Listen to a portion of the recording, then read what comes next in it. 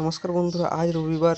আজ আমরা জানব বঙ্গোপসাগরে কোনো নতুন নিম্নচাপ আগামী 10 দিনের মধ্যে তৈরি হওয়ার সম্ভাবনা আছে কি নেই, তার সাথে পশ্চিমবঙ্গে আগামী দিনগুলোতে বৃষ্টি হওয়ার সম্ভাবনা আছে কি নেই, কোনো পশ্চিমী ঝঞ্ঝা বা কোনো নিম্নচাপের ফলে পশ্চিমবঙ্গের জেলাগুলিতে বৃষ্টি হওয়ার সম্ভাবনা আগামী দিনগুলোতে কেমন থাকবে, বা বাংলাদেশের আবহাওয়া কেমন থাকতে চলেছে আগামী 10 দিন।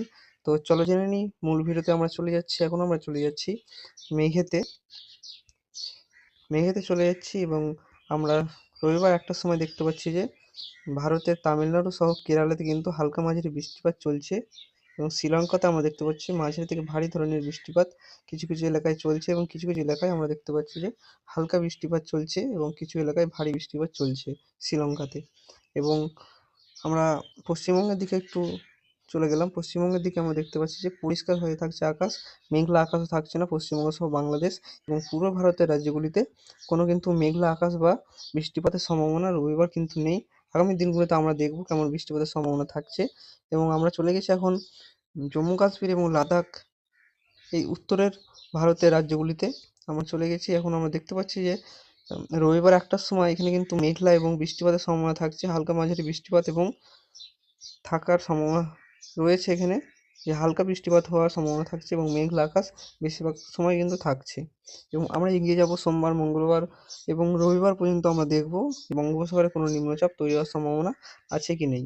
আমরা বঙ্গোপসাগরটা তোমরা একটু লক্ষ্য করে রাখবে এবং আরব সাগরটাও তোমরা লক্ষ্য করবে কোনো ঘূর্ণাবর্ত বা নিম্নচাপ তৈরি হওয়ার সম্ভাবনা থাকছে কি আসছে। আমরা চলে যাচ্ছি, এগিয়ে যাচ্ছি। সোমবার চলে যাচ্ছি আমরা দুপুরের দিকে। সোমবার দুপুরে আমরা দেখতে পাচ্ছি যে বঙ্গোপসাগর সহ এবং আরব সাগরেও কোনো কিন্তু মেঘলা আকাশ নেই।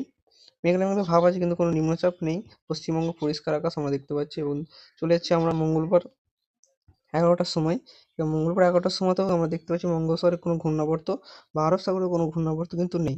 আমরা চলে যাচ্ছি বুধবার 9টার সময়। বুধবার 9টার সময় আমরা পশ্চিমবঙ্গ সহ বাংলাদেশের দিকে হালকা মেঘলা দেখতে পাচ্ছি, কিন্তু বৃষ্টির কোনো সম্ভাবনা থাকছে না। এই মেঘে শুধুমাত্র মেঘলা আকাশ হয়ে থাকবে, এটি আমরা দেখতে পাচ্ছি। একটু জুম করে তোমাদের দেখিয়ে দেবো। এখানে আমরা দেখতে পাচ্ছি যে উত্তর দিনাজপুর, দক্ষিণ দিনাজপুর সহ মালদার কিছু অংশে মেঘলা হয়ে থাকবে, এবং নদিয়া সহ তার উত্তর দক্ষিণ 24 পরগনা এখানে কিন্তু মেঘলা হয়ে থাকবে, এবং বাংলাদেশের বিভিন্ন অংশে আমরা দেখতে পাচ্ছি বেশিরভাগ এলাকায় কিন্তু মেঘলা হয়ে থাকছে।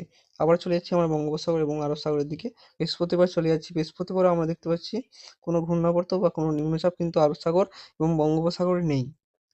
এখানে আমরা দেখতে পাচ্ছি একটু পশ্চিমী ঝঞ্ঝা টাইপের দিল্লি এবং উত্তরপ্রদেশের দিকে রয়েছে।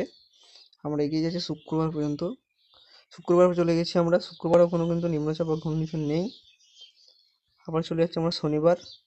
শনিবার চলে যাচ্ছি। শনিবারও কোনো কিন্তু নিম্নচাপ বা ঘূর্ণিঝড় আমরা দেখতে পাচ্ছি থাকছে না।